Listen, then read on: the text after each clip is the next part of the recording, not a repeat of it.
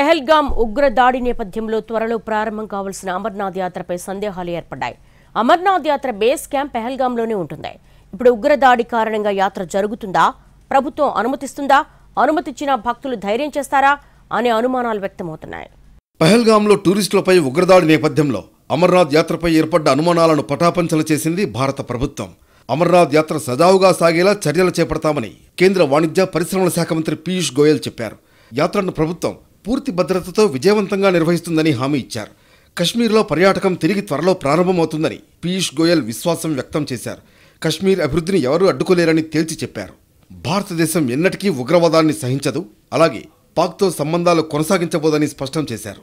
हमने अनाउंस कर ही दिया है, सब वापस जाएं और किसी को भी यहाँ पे रहने की परवानगी नहीं। मुझे लगता है कि भारत के लोगों में इतना सामर्थ्य है, इतनी हिम्मत है, इतना आत्मविश्वास है कि जल्द ही फिर एक बार पर्यटन वहाँ शुरू होगा, उद्योग वहाँ जाएगा, अमरनाथ की यात्रा होगी और कश्मीर जो विकास के मार्ग पे चल पड़ा है उसको कोई रोक नहीं सकता.